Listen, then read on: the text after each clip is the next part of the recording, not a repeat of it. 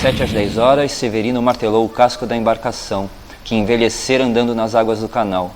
Já estava que não podia mais, cansado da posição, os braços para cima sustentando o martelo que vibrava como uma coisa doida. Felizmente as sereias apitaram, mandando o pessoal para o almoço. O serviço parou instantaneamente. Todos os ruídos da pequena e movimentada oficina desapareceram repentinamente. Os operários largaram logo o que estavam a fazer e foram saindo, cada qual para o seu lado. Severino, sacudindo-se todo, meio surdo do barulho, os braços como que adormecidos, ganhou também o caminho de casa.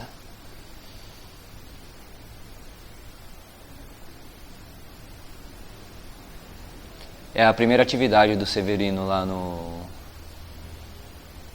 na Companhia Docas, como ferrugeiro, usando o martelo hidráulico para tirar ferrugem de casco de navio.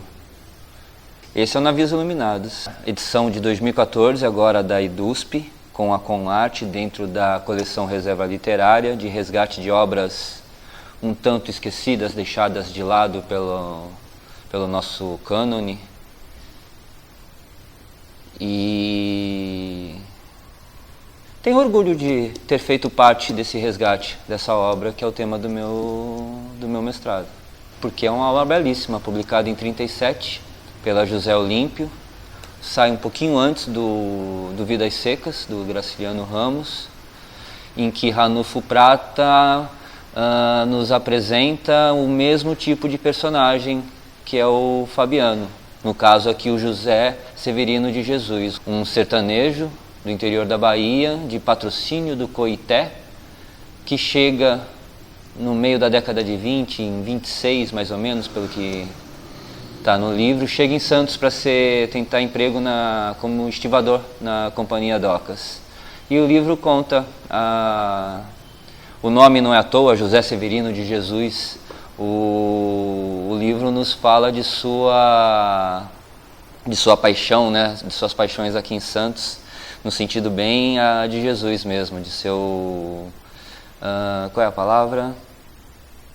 Seu calvário em Santos, tentando conseguir emprego na Companhia das Docas e tentando sobreviver nessa cidade. Além de ser um documento da cidade, que é o tom da minha pesquisa, né, em mostrar como uma obra literária pode ser uma fonte de pesquisa para a gente lidar com conhecimento sobre a nossa cidade, mas aí dizem os críticos, aí já não sou só eu, né, que é uma obra que já representa, quando é publicada em 1937, uma grande crítica social, como é bem comum nos anos 30 com a literatura proletária, mas sem aquela promessa de um horizonte revolucionário, como era no início desses anos da literatura proletária. Já mostra uma situação em 1937, que é publicado esse livro, estamos nas vésperas do Estado Novo, já mostra um tanto mais de resignação do que de vontade revolucionária. O que infelizmente torna esse livro ainda muito mais atual do que os da literatura proletária, cuja promessa ficou para trás. Para ler aqui vai uma resenha da época que saiu, de Álvaro Lopes, de A Tribuna, em 4 de janeiro de 1938. Navios Iluminados é bem o romance da pobreza de Santos, que ainda faltava escrever-se. Ranulfo Prata, pelo conteúdo humano que neste livro condensou, afirma-se mais uma vez como um dos brilhantes romancistas da geração contemporânea. Luiz Bueno, historiador da literatura, professor da Federal do Paraná, num livro de 2006, Uma História do Romance de 30, ele fala isso, Navios Iluminados. Navios Iluminados pode ser comparado em suas linhas gerais e a despeito das inevitáveis diferenças de estilo a Graciliano Ramos. Eu acho que fica bem claro de como esses dois livros, eles trazem em conjunto, o que mostra que a questão da genialidade do Graciliano não existe só por si mesma, porque ela faz parte já de um caldo que está ali, para qual outras obras participaram. E Navios Iluminados é uma dessas, é o mesmo tipo de personagem, o retirante, a questão da busca do emprego, a questão do trato literário disso, enquanto o Graciliano é muito aclamado até hoje pela secura, né? Está até no título, o Navios Iluminados tem, eu não diria uma secura, É diferente o tom dos dois, eu também não tenho muito o que comparar na questão do estilo, mas ele tem já, é uma escrita já de um autor com uma certa experiência. É um livro de 37, a sua última obra, ele já estava em torno dos 40 anos para frente. É um título de um autor que já publicava desde 1918, 1919. E essa sua obra madura revela toda uma experiência literária e de vida intelectual, de trocas de cartas com Lima Barreto e outros autores daquele momento, né, da história. E ao mesmo tempo é um livro que ficou de lado com a ascensão do cânone modernista. O que é um autor que publica em 37, mas que tem uma experiência de antes da semana de 22, onde ele fica. Não tem a secura do Vidas Secas. Então, para falar de secura, se fala dos Vidas Secas. Não é modernista enquanto no trato das linguagens, das inovações. É uma obra bem clara, esteticamente, bem límpida, com clareza, bem narrativa, realista. Então, também não se enquadra aí. É uma obra que também não se enquadra na literatura proletária, porque já não está também pensando numa mudança social, política, de luta de classes.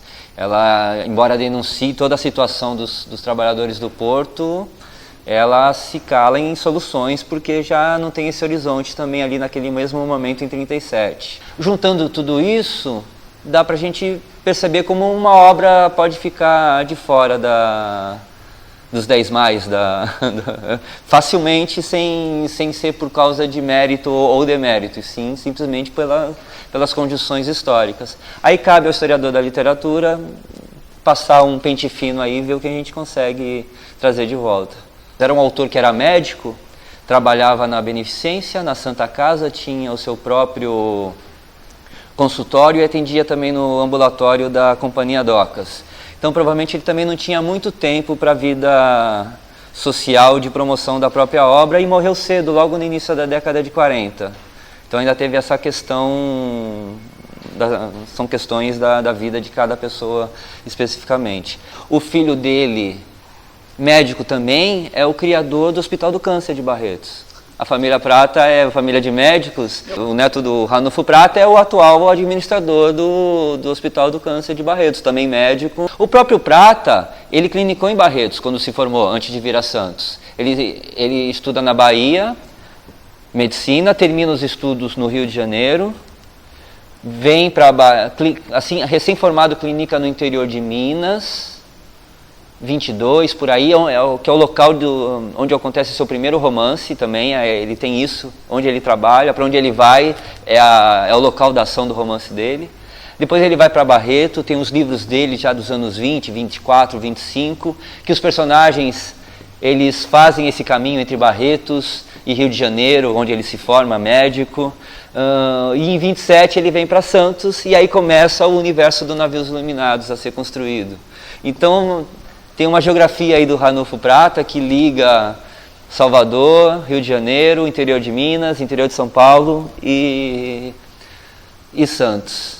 E também um capítulo muito legal da formação dele, que, terminando os estudos 20 e 21 no Rio de Janeiro, é o hospital onde passava algumas temporadas o Lima Barreto, cuidando do alcoolismo, né, de seus problemas. O Ranulfo Prata, enquanto ainda estudante, residente, travou relação com o Lima Barreto no hospital, ficaram amigos literários.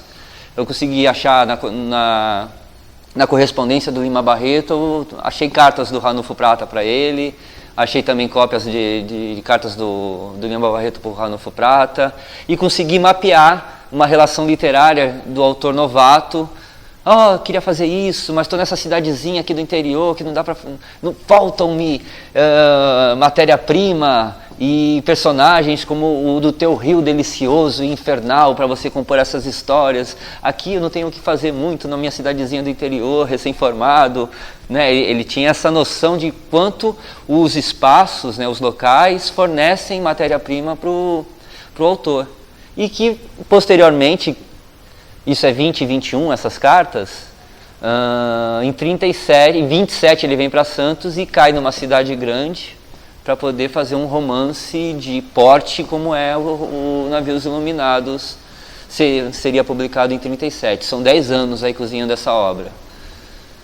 O Navios Iluminados, ele é muito interessante em relação a falar de história da cidade de Santos, porque a ação acontece entre o final de 1926, quando José Severino chega em Santos, até os primeiros anos da década de 30, até 32, 33, não fica muito claro quando acaba, com José Severino contraindo tuberculose na cidade de Santos. Nós sabemos pelo Navios Iluminados como as pessoas se serviam na cantina da Companhia Docas, o que elas comiam nas cantinas, a que horas tocava a sereia, os apitos, tocavam os apitos para as pessoas irem para o almoço, voltarem para casa, como eram chalés de quem morava no Macuco, como era a organização familiar por causa das pessoas que moravam ali, os personagens que moram nesses chalés. E essas questões todas não são invenções ficcionais. O que acontece é que os personagens, sim, é a ficção, tem toda a fábula e a moral das histórias, mas isso que o autor traz para dar corpo a seus personagens é concretude da vida material daquelas pessoas. É o recheio do dia a dia que dá estofo para a ficção até. E a gente usando de novo essa figura do pente fino, a gente fazendo isso na ficção, a gente descobre coisas incríveis. A gente sabe os bondes que passavam pelo bairro do Macuco, que iam até o centro. A questão quando ele casa o personagem, ele vai até o lado de lá, em Guarujá, hoje Vicente de Carvalho, para tirar a certidão de casamento, que o cartório de lá era mais barato que os cartórios do centro de Santos. Ele anda de bonde uma vez só, durante o livro todo, que era caro. Ele queria economizar dinheiro para mandar para a mãe no sertão. Então a gente tem custo de vida da época dentro do livro, a gente tem como as pessoas se organizavam em casa, como elas iam para o trabalho, se elas pegavam um bonde, quais eram o bonde, está tudo isso aqui. É uma enciclopédia literária de como era Santos nos anos 30, principalmente o bairro portuário. É uma época em que os estivadores estão numa mudança de representação. Os anarquistas que dominavam os sindicatos em Santos, no final da década de 20, começam a perder força e os comunistas só assumem esse papel de principais lideranças sindicais na cidade também no início dos anos 30. O tempo exato do livro, né, entre 27, final de 26 e início dos anos 30, é uma época de mudança na organização sindical. É uma época em que não há sindicatos fortes, em que a documentação realizada pelos próprios, os documentos, né, que os próprios sindicatos teriam deixado, é um momento fraco, porque não tem organização nesse momento, nessa transição. Então, até para a gente chegar a um ponto de vista, uma perspectiva que seja de quem tem trabalhado no Porto, esse é um livro de direto acesso à perspectiva de quem trabalhava ali. Por outro lado, a gente tem que ir à imprensa, ir aos documentos da Companhia Docas. Me parece, mesmo sendo uma ficção, que aqui nós vemos o dia a dia do trabalhador daquela época muito mais do que em documentos oficiais promovidos pela companhia ou pelo governo, entidades médicas e coisas assim.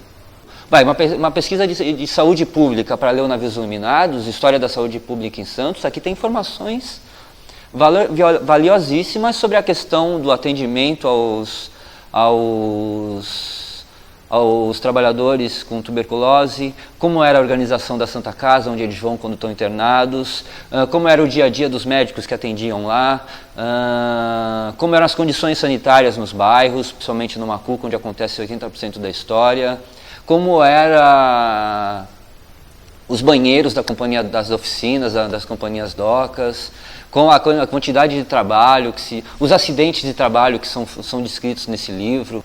Humberto Eco fala, né, de hipotipose, que são as descrições dos espaços, aquelas descrições que nos fazem ver o espaço de uma forma cristalina, límpida. É o que o Ranulfo Prata faz muito no Navios Iluminados. O espaço do trabalho, o espaço das casas onde as pessoas moram, o espaço das ruas, os trajetos, os percursos de bonde, a cena em que ele vai fazer a foto, a primeira foto da vida dele, já com 27 anos de idade, 23 anos tem o personagem quando vem a Santos, ele consegue um emprego na Companhia Docas, ele vai na Praça Mauá para fazer uma foto lá no fotógrafo, né, no escritório lá do fotógrafo. A falta de jeito do personagem nessa situação social é de uma riqueza para mostrar aquele momento histórico da cidade, da chegada dos imigrantes e de sua adaptação à cidade, infelizmente coube a eu ter que ler o Navios Iluminados. Se fosse o Carlos Ginsburg, outro cara desse naipe, esse livro ia ser ganhar um Nobel de Literatura póstumo, sei lá.